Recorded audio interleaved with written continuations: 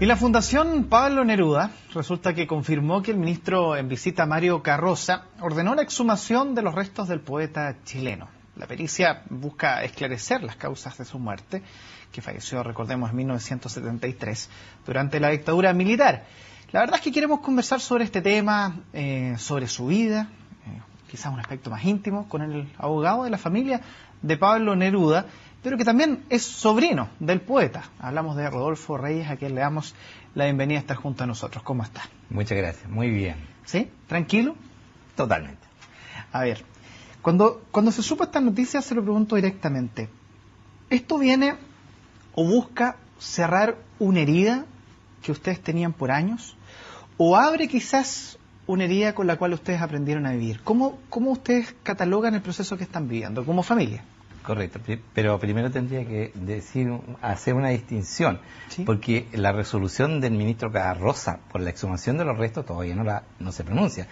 Al minuto no hay resolución, solamente hay una orden al Instituto Médico Legal para que analice este asunto, pero no la ha dictado.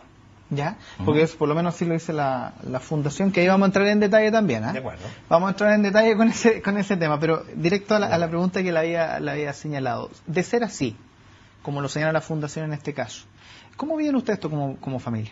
Es que lo que pasa, casi el 100% de la familia está de acuerdo, salvo una persona, está de acuerdo en hacer la exhumación de los restos de Pablo Neruda porque es muy necesario.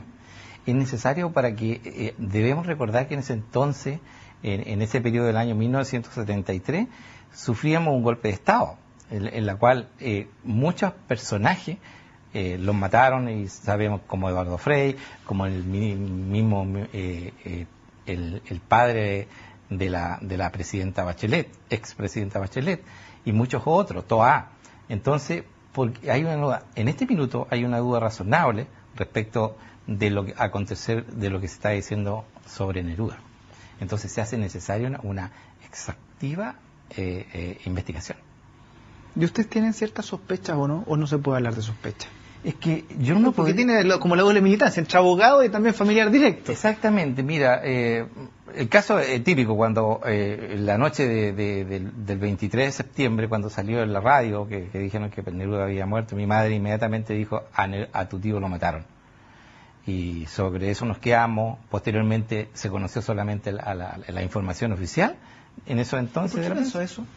Porque debemos recordar que Neruda, en el caso de cuando pertenecía al Partido Comunista con Gabriel González Videla, que lo ayudó a su campaña política para ser presidente, Neruda en ese entonces colaboró de tal manera que una vez que salió fue perseguido y tuvo que arrancar por diferentes partes. Entonces su cabeza tenía precio en ese entonces. ¿Por qué no ahora? ¿Por qué no ahora en el año 1973, que Neruda, yo creo que era más peligroso vivo aquí en Chile, vivo, que muerto como está? Entonces hay una presunción, pero eso lo está investigando el ministro Carroza, es una teoría personal. Y durante estos, ¿cuántos? 40 años ya nunca escucharon o les llegó un rumor directo como para que esa sospecha quizás se tomara más fuerza. En principio no se podía saber mucho. Acuérdate que el gobierno militar fueron muchos años. Entonces, si uno hablaba, en principio queríamos ponernos de apellido González, no Reyes. ¿Pero escuchar y quedarse callado? Algunas personas sí, por supuesto, decían que Neruda lo habían matado. Muchas eran de opinión, pero no había un basamento legal ni una prueba contundente que pudiera... ¿Y eso venía de los propios militares, esos rumores, o no? No, de personas más o menos cercanas al conocimiento de Neruda, que a Neruda tendrían que haberlo matado. ¿En el ambiente político? En el ambiente político y en el ambiente social de la gente en el pueblo. ¿Y esos políticos, por ejemplo, están hasta el día de hoy? No, algunos no están, pero sí en mucha parte era voz populi que Neruda podría haber sido muerto, pero no hay ningún basamento que pruebe eso, entonces no podíamos haberlo tomado como base. ¿Ustedes se sienten solo un poco como familia? ¿Qué pasa con la Fundación Pablo Neruda? Porque, de hecho, la Fundación dice lo que señalamos en la presentación, pero claramente hay una distancia, ¿o no?, con la Fundación. Hay una distancia bastante grande que se le ha impuesto el presidente vitalicio, Juan Agustín Figueroa, que hizo con Matilde Urrutia, hizo el testamento, y él mismo se nombró presidente vitalicio de una institución que todavía llevamos 40 años y el único presidente vitalicio que está con tanto tiempo. ¿Pero se sienten solos? Sí, totalmente. Totalmente, porque la fundación ha sido un tanto despectiva con la familia Reyes. ¿Por qué? Por diferentes cosas, porque quiere figurar ellos personalmente. En principio debemos recordar que Juan Agustín Figueroa tenía toda su familia prácticamente y algunos algunos abogados que eran de su staff jurídico. Entonces, él creó la fundación, la creó a su manera y con muchos familiares. En poco se preocupó de la parte cultural y nosotros le hacíamos un lastre. Entonces, no podíamos estar contentos con esto. Hemos colaborado casi a la sombra de lo que ha sido la fundación, nosotros con nuestro propio derecho de autor como heredero de Pablo Neruda. ¿Usted cree que se ha utilizado la figura de Pablo Neruda en estos últimos años, desde el punto de vista quizás económico? ¿Subutilizado? ¿O utilizado? ¿Cómo lo califica usted?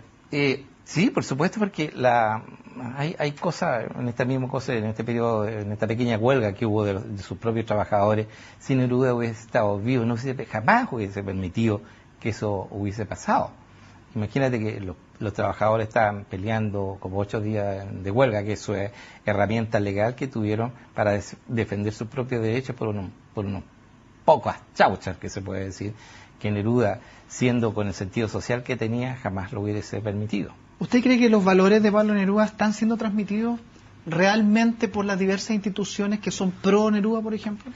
En parte, pero en Chile se ve poco, se ve mucho más en el extranjero que se conoce a Neruda por su obra, por su contundente obra. Acá las casas de la Fundación exhiben las cosas que tenía y algunas otras, pero hay que pagar para entrar.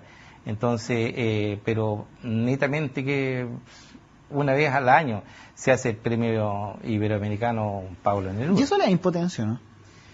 No, impotencia, ellos lo hacen, pero en todo caso es como que si nosotros nos quieren sacar siempre, que salgamos, que quieren hacer figurar que Neruda nació casi del Espíritu Santo, por no tener de la familia Reyes. Hagamos un poco de, no sé, construyamos realidades. Si Pablo Neruda estuviese vivo ahora, ¿sobre qué tema escribiría? Si estuviera aquí, se me viene a la mente inmediatamente, creo que lo primero, educación gratuita. Tuviese una cosa de educación gratuita. Él estudió, qué sé yo, no terminó su como profesor, pero sí hubiese hablado de la poesía, a Pablo le brotaba. En cualquier cosa la inspiración iba en sus venas, en su flor florecía con la palabra de Neruda, cautivante para todas las personas. A ver, yo tengo aquí en mis manos y vamos a mostrarle aquí una fotografía que quiero compartirla con ustedes en sus casas. ¿Sí? Esta fotografía es original y escrita puño y letra por él, así que hay que cuidarla como eso. Vamos a mostrarla aquí a la cámara para que ustedes la puedan ver. ¿Por qué le queremos mostrar esta fotografía? Quien está en mano derecha, ahí lo puede ver, a mano derecha de su pantalla, es justamente a quien tenemos aquí como entrevistado. Y quería mostrar esta fotografía porque ella era cuando iba como candidato a presidente, claro, o les había anunciado. Esa fotografía es muy histórica porque justamente en el año 1973, con mi padre, nos invitó a almorzar a Isla Negra y partimos con mi padre en ese entonces y la dedicó si ustedes se fijan en la parte izquierda de la pantalla, dice a los nuevos reyes, un viejo rey es Pablo Neruda, Isla Negra 1973 y La Granja de 1970. Eso era cuando él era candidato. Yo no le creía mucho que iba a ser el presidente de la República, eso lo teníamos más que claro en la familia. Pero, sin embargo, lo apoyamos en su campaña porque para nosotros éramos jóvenes, nos relacionábamos bien, teníamos un auto súper antiguo, lo seguíamos, y él tenía algunos autos nuevos, nosotros quedábamos siempre en pana a la siga. Esta fotografía también representa mucho, quizás un sentimiento, porque ahí Pablo Neruda como que esboza una pequeña sonrisa. Usted estuvo al lado de él, compartió durante mucho tiempo. ¿Él sabía lo que estaba construyendo para el país o no? ¿Era consciente del personaje histórico en el que se estaba transformando? Es que Pablo lo tenía clarísimo de niño. No te debes olvidar que él fue senador por Tarapacá. El sentido social que tenía por los trabajadores del salitre, por los trabajadores del cobre, del carbón. Él sabía, por los estudios que él tenía, por la vivencia, por sus viajes, conocía el mundo totalmente y veía la discriminación que se hacía a los trabajadores. Fue un luchador, pero con toda su garra, muy necesario, con un hambre feroz por la sociabilidad y por el rescate de los valores de los trabajadores de Chile. Uno empieza a escarbar la historia de Pablo Neruda y claro, ve el tema de la madre, por un lado. El mar, bastante fuerte. La universidad, son 3 etapas que vamos a empezar a desglosar de a poco. Correcto. Pero ese concepto de madre de Pablo Neruda, ¿qué tanto logró ser transmitido esa búsqueda de madre? Recordemos que falleció al mes prácticamente de que él nació. Esa búsqueda de madre, ¿qué tanto logró ser transmitido a través de sus poemas a ustedes como familia desde el punto de vista valórico? Desde el punto de vista valórico, mi abuela Trinidad era una mujer muy sensible, muy humana. Inclusive mi padre me comentaba que él tenía que cuidar más a Pablo que lo que se tenía que cuidar con él. Ella era un amor con unos trapos viejos y un vestido largo, pero de bondad inmensa. El cariño que transmitió Pablo, quizás no tuvo hijos, salvo la Malva Marina, que falleció a los 8 años, no tuvo hijos, pero sí mi padre tuvo los hijos que no tuvo Pablo. Vamos a seguir profundizando en ese tema, pero lo invito a que vayamos a una pausa, un pequeño descanso y ya volvemos.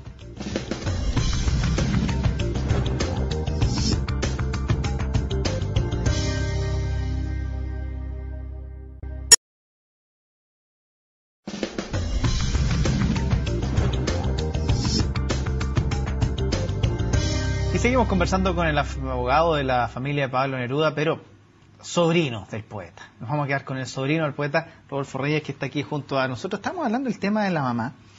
Bueno, falleció, como les decía, hablamos un mes después de que él nació. E incluso le dijo unas palabras, madre, he llegado tarde para besarte, para que con tus manos me bendigas, dijo eso. Y finalmente fue criado por su mamadre, como también le dijo, uno le quería decir madrastra, mamadre. Ese concepto de madre que estamos esbozando, por ejemplo, ¿ustedes cómo lo traducían en la familia cuando lo iban a ver, cuando eran pequeños, por ejemplo? Mira, efectivamente, Germán, cuando recuerdo, acuérdate que Neruda se casó con la hormiguita de Elia del Carril, 20 años mayor que él. Entonces quizás ahí tenía un apego de lo que era la madre. Ajá. Pero con mayor razón la hormiguita era una persona muy culta, era una pintora, era una persona con mucho conocimiento en el ámbito de los poetas, de los artistas. Entonces nosotros íbamos a la casa que estaba aquí en la Reina de Michoacán, las tardes domingueras, donde el tío Rico, decíamos. ¿Se llamaba el tío Rico? El tío Rico, claro, pero ¿por qué Rico? Nosotros éramos pobres, pero llamaba al tío Rico porque él tenía juguetes. Entonces, a nosotros no importaba que fuera Neruda o quien fuera o escritor, daba lo mismo. La casa del tío Rico era porque nosotros apenas llegábamos ya, hola tío, hola tía, qué sé yo, y al patio a tocar. Había un organillo musical y nosotros con el organillo, claro, ¿ya? Pasábamos las tardes más felices siendo niños. Había un barco manicero y en el barco manicero nos hacíamos rodar por la casa ahí, qué sé yo, y nos colgábamos, qué sé yo. De repente... ¿Qué decía él eso? Fíjate que él no decía nada y menos de la hormiguita. La hormiguita déjalo nomás, son niños, decía, y nos hacía participar en todas las tonteras que nosotros como niños disfrutábamos de esa maravillosa casa de Michoacán.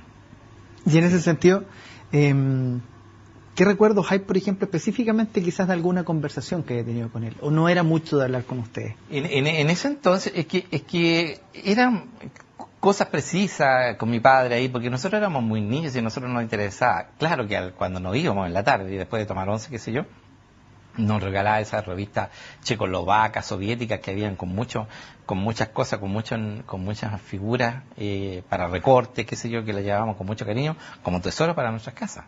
Realmente era muy grandioso salir con esas cosas. Y él les transmitía lo siguiente, a ver, nació en Parral, vivió en Temuco, después se vino a Santiago. Era un joven que se vino a Santiago sin ni un peso y vivía entre la universidad, como en las clases, y también después volvía a ser ese joven que no tenía un peso y entre eso escribía, o sea, vivió los distintos mundos, las distintas realidades. ¿Eso él lo extrapolaba, se lo enseñaba a ustedes, lo transmitía de alguna u otra manera? No recuerdo eso, pero sí mi padre, porque mi padre tenía que colaborar con la tía Laura. Ajá. En la mantención de Pablo con el abuelo. En ese entonces ellos colaboraban con él, pero ya después fue siendo famoso, mi abuelo empezó a entender qué es lo que era el personaje, cuando los vecinos de Temuco le comentaban algo de, hoy están hablando de tu hijo, él ya se sentía orgulloso con el Neruda. Posteriormente viene otra etapa mía ahí en forma posterior, ya cuando ya fui ya más joven, mis primeros trabajos me los consiguió él, inclusive en la compañía de cobre Chuquicamata, donde en el año 1972 ingresé yo, fue producto de él ahí por algunos contactos. Entonces, para mí, ella ahí éramos mayores de edad y ahí podía conversar un poco más con el tío. Ahora, ¿por qué le pregunto esto si se lo transmitía? Porque, a ver, él hablaba que, por ejemplo, la universidad, y voy a sacar algunos textos, la veía como una especie de creación genuinamente nacional arraigada en el país y en su historia, principalmente. De hecho, dio un discurso el 20 de junio de 1954 que habla de la publicación de sus libros específicamente. Recorría mucho el barrio universitario, en el sector de Avenida España, de Chaurren. Exacto. Muchos textos nacen ahí, quizás muchos estudiantes que ahora carretean no lo saben. Exacto. Que ahí Pablo Neruda se concentraba mucho. Entonces, es una persona catalogada para muchos como un impulsor de la clase media, como un impulsor de esta clase media trabajadora, industrial. Pero ese concepto, que está basado también desde lo humano y desde lo transversal, del punto de vista social, al parecer no ha sido muy explotado y dado a conocer, sino que simplemente Pablo Neruda el poeta. Exacto.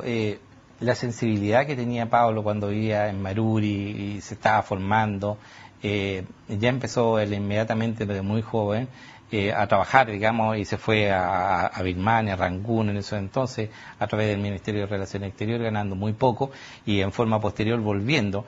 Pero el impulso de que Pablo Neruda siempre colaboró con la universidad, con el espíritu universitario de la gente, inclusive ahora mismo regalando las caracolas y un gran porcentaje de su biblioteca a la Universidad de Chile, que creo que no sé si la habrán terminado de catalogar, las caracolas, de vez en cuando se exhiben.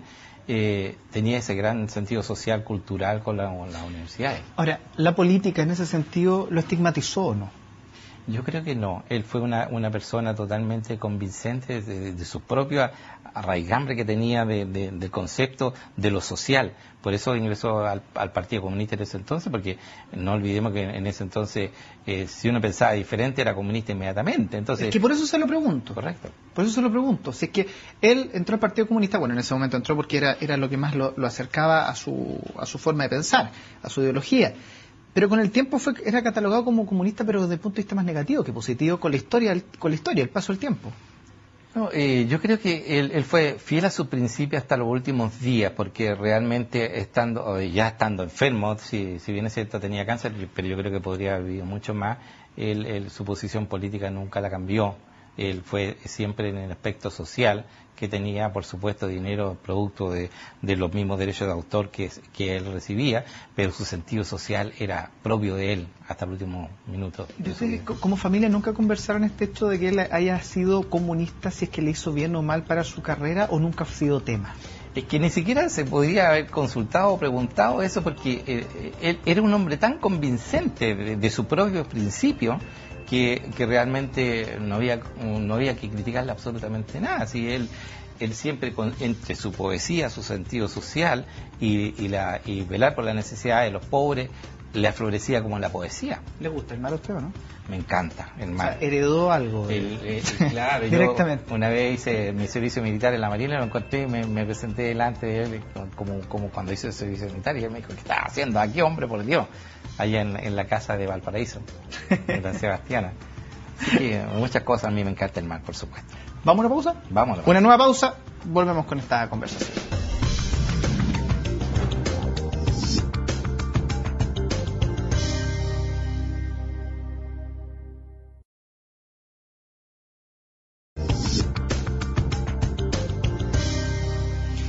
Estamos hablando sobre Pablo Neruda con el abogado de la familia, pero su sobrino, Rodolfo Reyes, seguimos conversando.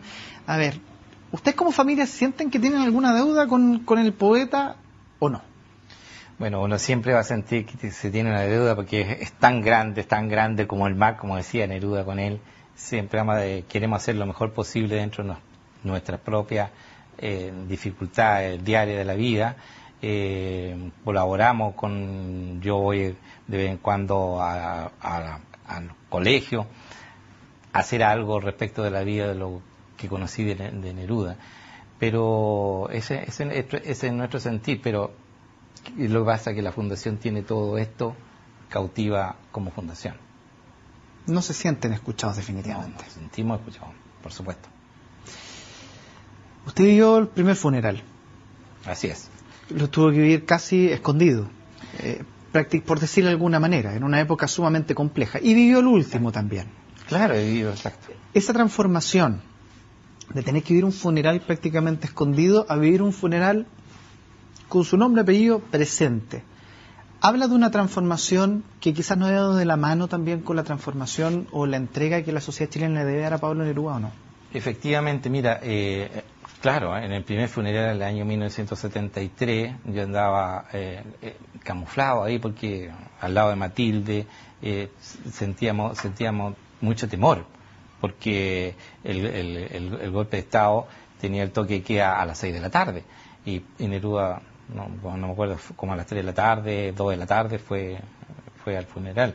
Entonces andábamos escondiéndonos de la máquina fotográfica porque había mucha gente que sacaba fotografía. Nosotros nos escondíamos con mi hermana, fui con mi hermana Trinidad. Y fue un momento muy de mucho temor, no desagradable, con mucha pena, pero de mucho temor. De mucho temor. Después cuando salimos, por supuesto, del cementerio general, estaban los carabineros por todos lados con metralletas, nosotros teníamos mucho temor. Y ahora sí, en esta, después de la noticia y de lo que está haciendo el ministro Mario Carroza con la investigación, está llegando a puerto y él va a ordenar la resolución. Todavía no la ordena, tal como te lo comenté. ¿Ustedes van a sumar a la querella? Efectivamente, yo acabo hace poco me hice parte. No me adherí a la querella, pero me hice parte en esta querella contra todo el que resulte responsable, en nombre propio y en nombre de la mayoría de mis representados. ¿Usted con qué se siente conforme y podría decir, entre comillas, voy a poder descansar tranquilo? Es que una necesidad, no porque sea yo sobrino de Pablo Neruda, porque mi padre sea hermano de él, es una necesidad propia de conciencia, de saber exactamente si a Neruda lo mataron. Eso es una necesidad propia que yo creo que la siento yo y la sienten muchas otras personas, independiente del parentesco que yo pueda tener con Neruda. Pero es una duda que hay, que es muy razonable, y el ministro está llegando a puerto. Va a dictar la resolución en los próximos tiempos. No sé si en marzo o en abril, pero la va a determinar. ¿Existe rencor? No existe rencor. No existe rencor. Se hace muy necesario. ¿Se sanan espiritualmente en ese sentido? Es que, por supuesto, porque en este caso es el tío. Podría haber sido mi padre y hubiese hecho lo mismo. Hay que saber esta vida, uno tiene que saber qué es lo que pasó con el Neruda. No podemos quedarnos con esa inquietud, que sí, que no, que sí. El ministro Carroza debe llegar a concluir para saber si realmente Pablo Neruda fue asesinado. Cerrando este capítulo, ¿qué cree usted que se debe seguir de ahora en adelante con Pablo Neruda? Es que lo que pasa es que Neruda en su testamento dejó a otras personas como su representante en la Fundación Cantalao. Él quería que estuvieran en esto 2 representantes de la Universidad de Chile, 2 de la Universidad Católica, 2 de la Universidad Técnica, 2 del Colegio de Escritores. Entonces, aquí, por una coyuntura política de ese entonces, entre Matilde y Juan Agustín Figueroa crearon lo que es la fundación, nombrándose vitalicio muchas personas, que hasta el minuto hay 2 vitalicios, con su presidente a la cabeza. ¿Usted le gustaría que se terminara la Fundación Pablo Neruda? No me gustaría que se terminara, pero sí se debe totalmente refaccionarse totalmente con otras personas, que aquí en Chile ya son pocas las personas vitalicias. Oye, ¿de qué estamos hablando? Pues ya está bueno, son 40 años de esta persona. Denle posibilidad a otras personas y personajes del mundo intelectual que pueden llevar de mejor forma a la Fundación Neruda. La verdad es que nosotros podríamos estar conversando horas sobre Pablo Neruda, por lo menos, pero el tiempo es escaso. Y le quiero agradecer haber estado junto a nosotros, haber compartido estos minutos, este tiempo. Y bueno, éxito para todo lo que venga ahora en adelante. Muchas gracias. ¿Ya? Que estemos bien. Igual tú. Y nosotros, bueno, los dejamos junto a la compañía de CNN Chile en la programación. Que esté muy bien.